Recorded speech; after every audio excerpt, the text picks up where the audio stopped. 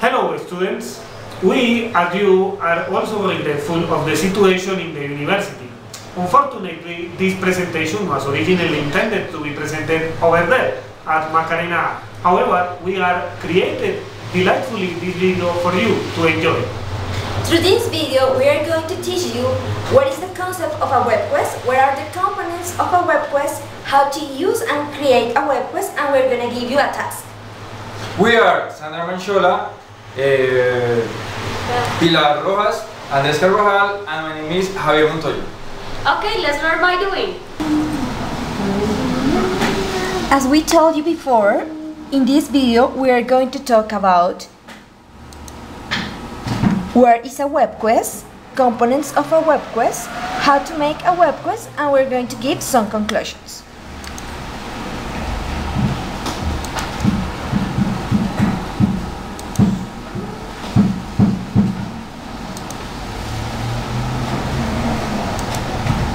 Here, there's some important details about creating a webquest. It's very important you to be very creative. What is a webquest? A webquest is an inquiry-oriented online tool for learning, says the expert Bernie Dodge. But this means that it is a classroom-based lesson in which most or all of the information that students explore are from the web. So we add videos, other websites, other webquests, activities, all those links that come from the web. Webquests can be short or long, according to your needs. Usually involves group work with division of the work, and it will give you resources that are pre-selected by the teacher, where students spend time informing themselves in order to learn by doing.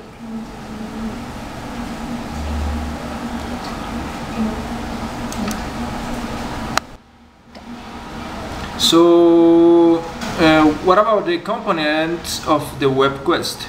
Okay, the components of a webquest are 6.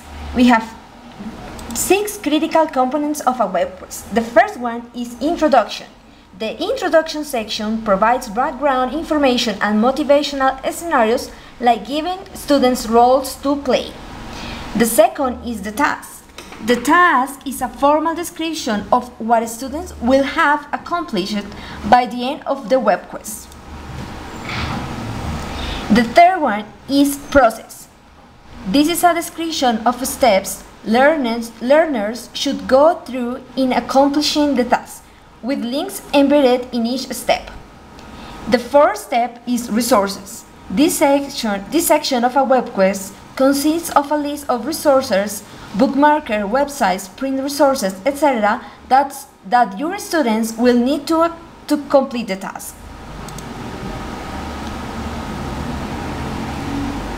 The other element is evaluation. This is a very, very important element of the webquest. Each webquest needs a rubric 1 for evaluating a student's work. The standards should be fair, clear, consistent, and specific to the task set. Many of the theories of assessment, standards, and constructivism apply to webquests.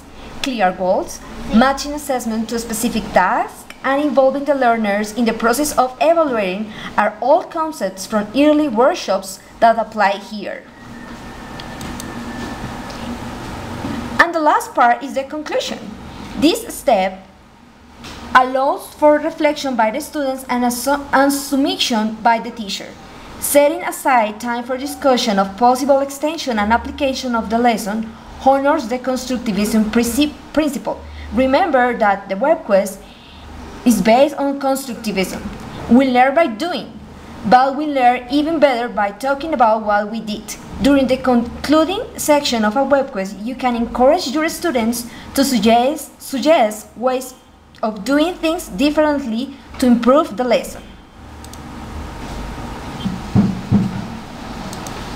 We are showing you today a wonderful tool in the web to help you in the pursuit of teaching English as a foreign language. This is called webquest. Francisco, what do you think about this? Sure, my dear teacher.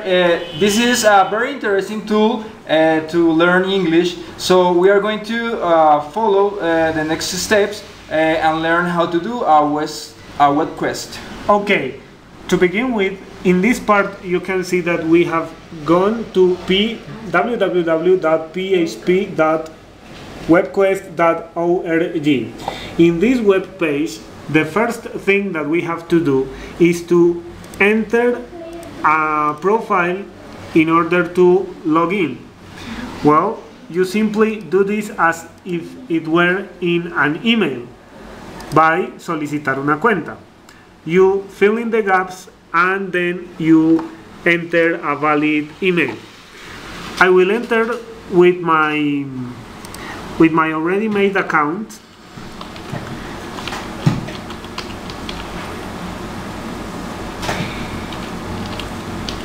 And you'll see how easy it is. Okay, my teacher. So, first step, we have to create an account, okay? Yes. Secondly, what you have is this panel.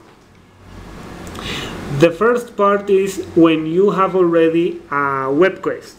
The second one is to create a web quest, to create a Casa del Tesoro, to create a mini quest, and finally to solicitate the inclusion of new nivels or assignatures. But this time we're going to create a web quest. This is very simple. Take a look. Okay, so we are going to choose one of these squares to see what kind of question or work we have to do. Yes, now we are going to follow this. How do you say that? I don't remember, my teacher. Can you help me? Yes, there is a template. Okay, template. And in this template we are asked the nivel educativo de la actividad, asignatura de la actividad, un título para la web quest, escribir el nombre, escoger un color de página, and so on and so forth. Well, let's take for example bachillerato o secundaria in our case. Asignatura English. Now let's put Greek. Escribe un título para la web quest. Materials, for example. Our names.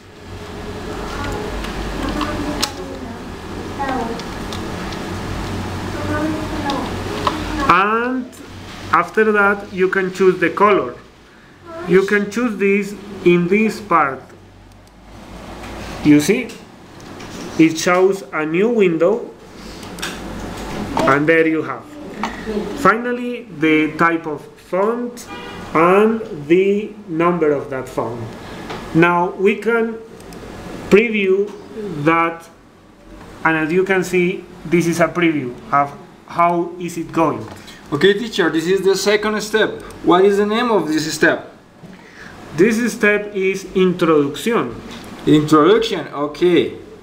In the introduction part, you have to add the text, right? In this, this is just like a word processor, Word, Excel, etc. In this part, you can add an image, click on Examinar, and you can choose an image if you have one. The second one is called Tareas. Okay, Tareas. Teacher, and what can I do with these tareas to create my web quest? Well, here is where you put the tasks that students should complete. That is, where you tell your students what you want them to do in this process. For example, go to the web or to this address and follow these steps, or bring this information to the class. I have a question, teacher. Can I create a kind of web quest for example, for football or for the, karate? Yes, definitely. You can create it about anything you want. You can choose your topic. You can be as creative as you want. Well, in the third step, you have proceso. In this proceso, again, you tell your students what are the suggestions or what are the steps that they have to take. For example, you can ask your students to manipulate the web pages that they will see, that they will check, that they will visit. Not only to look at the home page, but also to dig deeper in that web page and to bring information out of it. Okay, now we are going to see how to evaluate this kind of tool. Exactly as in the previous parts, tareas, proceso, or introduction, you simply give your students the criteria in order to be evaluated or assessed with numbers. For example, as we will see in the final part in the completed web quest, if you bring to the classroom this or that, you will be evaluated in this or that kind of terms. Okay, and we are going now. We are going to see what conclusions we can have in our web quest, and that's it. Yes. In the conclusions, you give your students a final wrap-up of the activity. To give you a better example, I have already created a web quest. I go to this panel, and as you can see, we have both materials and another web quest that I have already made, which is yes/no questions. You can visit them from the website. So you firstly create it, and your students enter to this. This is the web quest, yes/no questions. There is an introduction with a short description about yes/no questions. This is a grammatical description, right?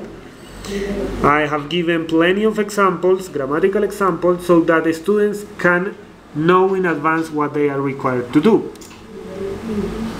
Okay, now in tareas, homeworks, I suppose we have to do at home the tareas that teacher give us to improve our level English, okay?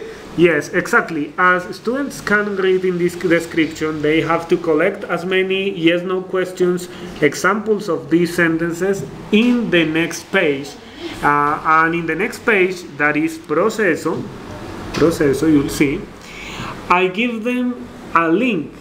This link could be just one or could be many of them, and this immediately takes students to this webpage of English conversation. And in evaluation, I give them students what are the criteria for me to evaluate them, what are they required to do, and finally, in conclusions, I give them, as I said, a wrap-up about what is yes/no questions, another examples, and what I ask them to bring to next class. That's it. To summarize, a web quest is an online web page that you create wherein your students can visit, can manipulate another links that you are providing them in advance, and finally you add this to improve your teaching classroom activities. Okay. What are the conclusions, dear partners? Sure, the first conclusion is webquest is very useful for developing constructive thinking. Besides, students will be engaged in the English class through the use of technology. And most important, students learn by doing. That's it. Okay, people, thank you very much. See you later. Bye-bye. We will send you the questions you will have to develop for this presentation. Merry Christmas! Merry Christmas!